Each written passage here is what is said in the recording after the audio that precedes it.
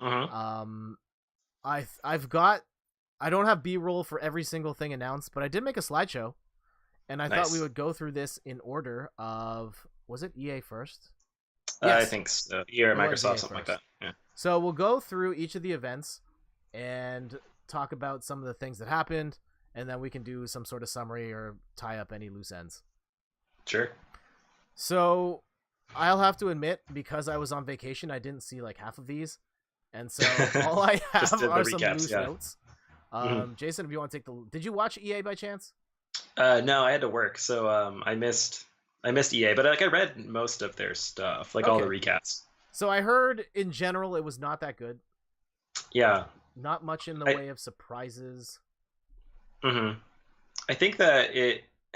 I don't know. The only like seeing on there, like I'll always be fans of like the smaller games, like Unravel 2. Getting in a sequel is a really cool feature.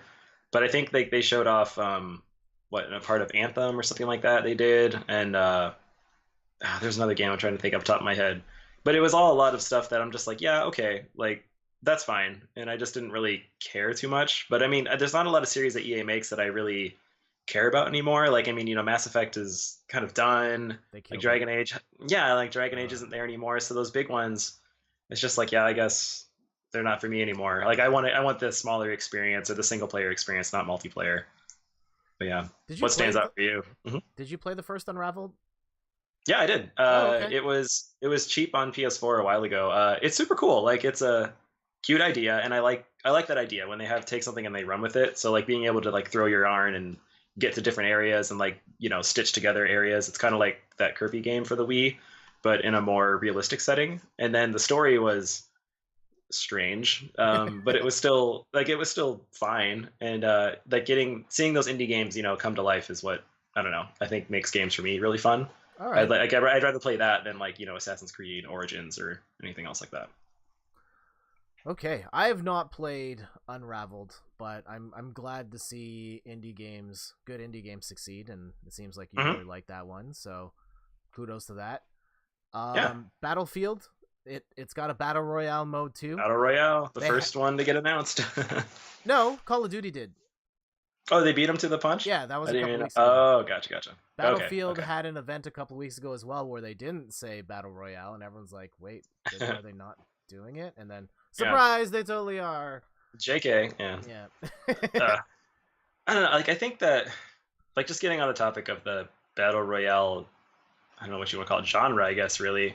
Like, it's fine. I think that games can incorporate it. Like, there's no reason why Battlefield can't have that mode. I just feel like people would get upset when it takes away from whatever development time would be set aside for the actual modes people really want. Okay. But I think that's how the industry has to like move forward. We have to try something different to see if that works. And then if someone does it really well, like in the example of Fortnite, then you have a really great game. And like, that's their genre. And then hopefully people don't just skin their game as here's Battlefield with Battle Royale. They can make something different and new and unique. And then you get those special experiences. So I kind of feel like the Battle Royale is it's your fad right now. It's probably going to die down, but then you're going to be left with one or two, maybe more really good games or really good game modes that kind of change the dynamic. I feel like it's most relatable to me with the Call of Duty zombie mode. I feel like that kind of became its own thing, and then that horde mode kind of just spawned, you know, the horde mode. Like it's in games now, so maybe that's what we're going to come to with battle royale, where it's just going to be an extra mode that's tacked on to these shooters. Yeah, agreed entirely with what you just said. Some other things. There was this game that's gotten some buzz called Sea of Solitude, hmm another indie game about I don't remember exactly what it's about. The premise sounded really interesting, though, something about loneliness. hmm Uh, I I didn't read too much about that guy. I need to see more of that. A lot of people upset that Command and Conquer is now a phone game. Phone game. Yep. I never played Command and Conquer, but I can see yeah. why a lot of people are upset, especially having Yeah. to see that during a hardcore gaming press conference. Yeah. Kind of thrown to the side for the quick cash grab, I guess. Yeah. And then, of course, Anthem. It's hmm there's 4 character classes which are different suits, and it's coming Yeah. out in February 2019. Yeah.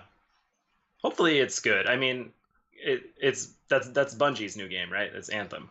No, that's or BioWare. no, BioWare's new game. Yeah, I feel like BioWare is kind of at a point where they need to reaffirm their status amongst the gaming community. And I feel like the best way to do it is a new IP. Like start it something new, make something cool, and hopefully it can get like the love that was in Mass Effect when it first came out, or it can kind of pull some of the specialness that was in Destiny 1, and then it could be, I don't know, this great experience. Hopefully it is. I mean, it's being developed, pushed back for so long. Hopefully it's worth the wait. Yeah. One other thing, I did not like how the new Respawn Star Wars game got revealed. That was the one clip I saw, and I was like, really? This is what we're doing? So they just had Andrea Renee was talking to one of the head Respawn. I think it's Vince Ampella. I could be wrong.